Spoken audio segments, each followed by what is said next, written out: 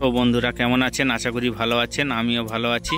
তো বন্ধুরা আজকে বের হয়েছি আমাদের বাড়ি থেকে প্রায় 90 কিলোমিটার দূরের রাস্তা, সেখানে আমরা রওনা দিয়েছি। তো এখান থেকে এক দিদিভাই বারে বারে কয়েকদিন ধরে আমাকে ফোন করছিল। ওখানে একটা অসুস্থ বাচ্চা আছে, সেই বাচ্চাকে দেখতে আজকের বের হয়েছি। বাচ্চাটির কি প্রবলেম, কি সমস্যা, বিস্তারিত আপনাদের সামনে তুলে ধরার চেষ্টা করব। দেখতে থাকুন, সঙ্গে থাকুন। দিদিভাই আসছি। তো এই সেই বাচ্চাটা। তো বন্ধুরা আশা করি ভালো আছেন, আমিও ভালো আছি। তো আজকের সম্পূর্ণ একটা অন্য বিষয় নিয়ে আপনাদের সামনে তুলে ধরব। এই যে দেখতে পাচ্ছেন বাচ্চাটা ঘুমিয়ে আছে, এই বাচ্চাটার সমস্যাটা কি সেটা নিয়ে বিস্তারিত আলোচনা করব। দিদিভাই একটু ক্যাঁথাটা সরানো যাবে কি?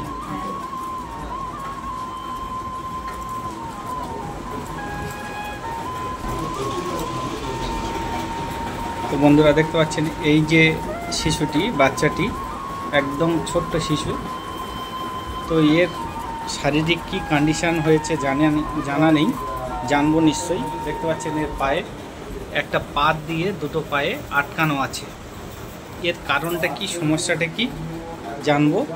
ওর মায়ের সঙ্গে আমি কথা বলার চেষ্টা করব। এই বাচ্চাটার নাম কি দিদিভাই? হ্যাঁ, অদিতি মণ্ডল। বাচ্চার বয়সটা কীরকম? বাচ্চার বয়স হবে 8 মাস পড়েছে। আচ্ছা, আপনার বাচ্চার সমস্যাটা কি? বাচ্চার সমস্যা, বাচ্চা যখনই জন্মতে হয়েছে বাচ্চার পাটা পুরো ব্যাঁকা। আমি পড়ে গেছিলাম মেঝেতে, পড়ে যাওয়ার পরে সেই চোটটা বাচ্চাটার গায়ে হয়েছে। যখনই হয় পুরো পাটা ব্যাঁকা। আচ্ছা আচ্ছা, আপনার গর্ভে থাকা অবস্থায় আপনি পড়ে গিয়েছিলেন, তো সেই অবস্থায় বাচ্চাটা পেটে আঘাত খায়, যার কারণে এই পায়ের প্রবলেম, তাই তো? পাটার সমস্যা কি, পাত দেওয়া কেন আছে? পাত দেওয়া আমার হসপিটালে গিয়েছিলাম, যেন পাকসাপের চাইল্ড, ওটা যে নার্সিংহোম, ওখানে দেখানো হচ্ছে, অপারেশন করা হয়েছে, 5 বার প্লাস্টার করা হয়েছে। ডাক্তার এখন বলছে যে জুতো পরালে পার যতটা মানে অসুবিধা হয় তত একটু ভালো দেখা যাবে। আচ্ছা, ওই জন্য ডাক্তারবাবু দুটো জুতো দিয়েছেন, মানে 3 মাস অন্তর 2 মাস অন্তর জুতো চেঞ্জ করতে হয়। আচ্ছা, চিকিৎসা চলছে এখন। তো বাচ্চার বয়সটা মাত্র 8 মাস। তো এর জন্ম থেকে এই অবস্থা। তো এর চিকিৎসা কিভাবে কি করাচ্ছেন, কোথায় করাচ্ছেন? পাকসাপের চাইল্ড নার্সিং। এখন আপাতত চিকিৎসা চলছে চাইল্ড নার্সিং। তো এর কীরকম কি খরচা হচ্ছে এখন? তো হয়েছে প্রায় 50-এর কাছাকাছি দিয়েছে। 50,000 টাকা খরচা হয়ে গেছে অলরেডি এই 8 মাসে। আর কীরকম কি প্রতি মাসে নিয়ে যেতে হচ্ছে না সাপ্তাহিক নিয়ে যেতে হচ্ছে? একে প্রত্যেক মাসে বা মাসে একবার করে চেক আপে নিয়ে যেতে হয়। তখন চেক আপে যখন যাই তখন 500 টাকার টিকিট, মানে আধ ঘন্টা তাও লাগে না। আমি কথা বলার জন্য 500 টাকার টিকিট কাটতে হয়। জুতো নেওয়ার জন্য 4,000 টাকা দিতে হবে 2 মাসের জন্য। আচ্ছা, ওখানে গেলেই 4,000 টাকা খরচ আছে মাসিক, ওষুধ সহ? ওষুধ না, ওষুধ দেবে না। তো বন্ধুরা দেখতে পাচ্ছেন এই বাচ্চাটির প্রতি মাসে চিকিৎসা করাতে হয়। সেই চিকিৎসা খরচ বাবদ ওখানে যেটা নেয় হসপিটালে সেটা 4,000 টাকা খরচ আছে, কিন্তু আদার্স মেডিসিন অন্য জায়গা থেকে কিনতে হয়, সেগুলোর খরচা আলাদা। তো দেখে সত্যি বাচ্চাটার খুবই কষ্ট লাগছে।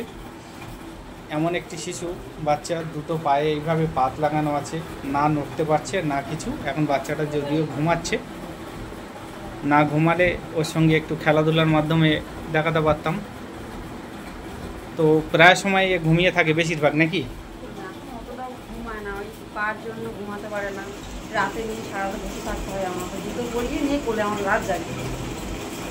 আচ্ছা, দেখো বাচ্চাটা জেগে গেছে। এ বাবু, কি নাম বললে দিদিভাই? অদিতি। অদিতি, দেখুন বন্ধুরা কত সুন্দর ফুটফুটে একটা মিষ্টি মেয়ে, মিষ্টি বাচ্চা। এর জীবনে এই অবস্থা হয়ে আছে, ঘুম থেকে উঠে গেছে। তো দিদিভাই এর খরচ খরচা কিভাবে চলছে, আপনি কিভাবে করছেন?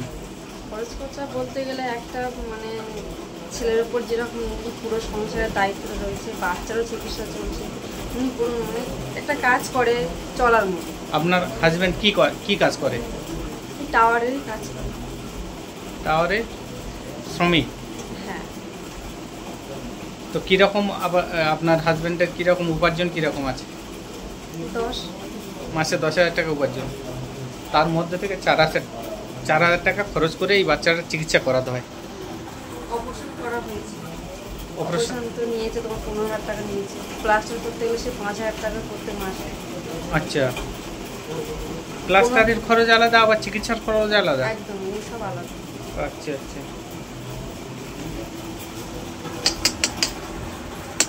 এই বাবু ঘুমায়ে গেছে? তো বন্ধুরা, এই বাচ্চাটার এমন অবস্থা সেটা আপনাদের সামনে তুলে ধরার চেষ্টা করছি। কি কষ্টের মধ্যে আছে ফুটফুটে বাচ্চাটা, সত্যি দেখে খুবই কষ্ট লাগছে। আর দিদিভাইটাও সারা রাত জেগে এই বাচ্চাটাকে ট্রিটমেন্ট স্বরূপ সব সময়ের জন্য লেগে থাকতে হয়। ওনার রাতের ঘুম থাকে না, খাওয়া দাওয়ারও ঠিক নেই। দিদিটা খুবই কষ্টের মধ্যে জীবনযাপন করছেন। এবং এই বাচ্চাটার বাবা একটা টাওয়ারের শ্রমিক, মাত্র 10,000 টাকা মাইনের কাজ করে। তো সেই উপার্জন দিয়ে প্রতি মাসে 4,000 চিকিৎসা খরচ এই বাচ্চাটার।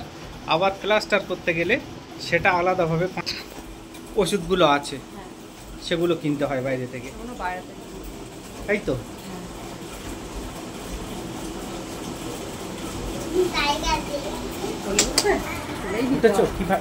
একা একা এইভাবে উড় হয়ে গেল, এটা আর যেতে পারবে না, তাই তো? এই পাতের জন্য আর যেতে পারবে না। ইস বাবারে, কি কষ্ট। দেখছো আমাকে? দেখছো ফোনটাকে? দেখছো? ওরে বাপরে, কি সুন্দর চোখ, দেখো। ওই বাবু আমার দিকে তাকাও। বাহ, উঠবে? একটু উঠবে? মায়ের কোলে একটু উঠবে?